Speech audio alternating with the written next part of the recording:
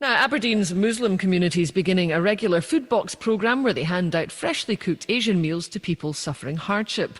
It's been promoted by the continuing problems in the oil sector because of the downturn. And just today, the oil giant Shell announced it was shedding another 475 jobs, most of them in Aberdeen. With stalls opening in the next few minutes in the city centre, and our reporter Fiona Stocker went to the restaurant earlier this afternoon where around 150 meals were being prepared. My name is Ghulam Murtaza and I'm the director of the company.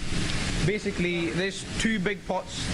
They're preparing the rice for the homeless, and if you come top the small pot, that's chickpeas and potatoes, and this big pot, that's a curry, a chicken curry.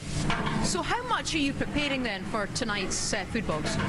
Well, it's normally up to 150 to 200 people. My name's Shimon Hawk. I'm a member at Aberdeen Muslims, and I'm also a manager in a retail shop by profession. Foodbox is basically a product of the current situation in Aberdeen. What we realised was there's a crisis going on.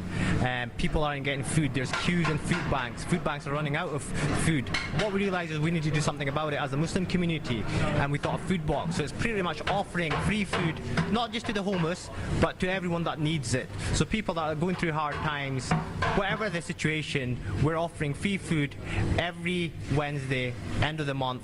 Come along and we'll have food for you. How much of a demand do you think there is for this? Well, usually with charities and food banks, it's vetted. But initially what we're going to do is we're not vetting it, so we're just keeping it open as a gesture of goodwill. Whoever feels the need to have food, come along. We'll do our best to provide it. We believe everyone has the right to eat, and we feel it's an obligation to give food. While we've got dinner on our table. If our neighbour doesn't, it's our obligation to give them food. So whoever wants to eat, come along. We'll try our best to provide them the food. We realise, homelessness is a standard thing we have across Scotland, and we have charities to deal with that. But what they're not built for is this unexpected redundancies coming in, week out. So you're going to influx of people suddenly without a job, can't pay their bills. Before you know it, they can't pay for food. So we have to step in. If the momentum builds, if we get the support of the wider community, we can do it more frequently, and we can also diversify the product offering. So we're starting off with just hot food, but there's no reason we can't offer winter kind of garments, and we'll see how it goes. But ultimately what we want to do is kind of minimise what's going on. On a bigger picture, it's something proactive has to be done within the oil and gas industry, but this is something reactive, and all we're doing is firefighting. Okay, well, with us as well is Scott Baxter from the Sarinians charity, which is a charity of the homeless. Scott, since the oil and gas downturn hit and started to bite, what sort of trends and differences have you seen in your service?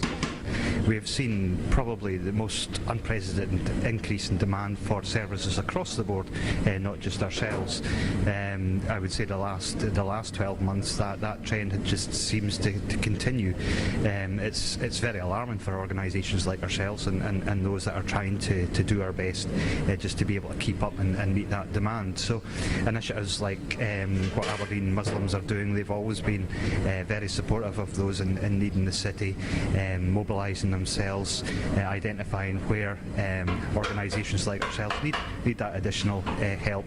And as I say, the Foodbox idea is a great idea, because not necessarily it's the people that we perceive that are most in need. There's a lot of hidden hardship out there. More job losses announced today. That's going to put an even bigger strain on services like yours and initiatives like the Foodbox. Absolutely, and again, there doesn't seem to be any kind of let up. Unfortunately, these announcements are coming very rapidly on a almost like a daily basis, and behind every job loss there's a family.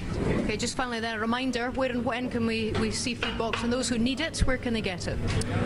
Foodbox last Wednesday every month, St Nicholas Square, Aberdeen, 6:30 p.m. till 7:30 p.m. We'll be there, rain or shine.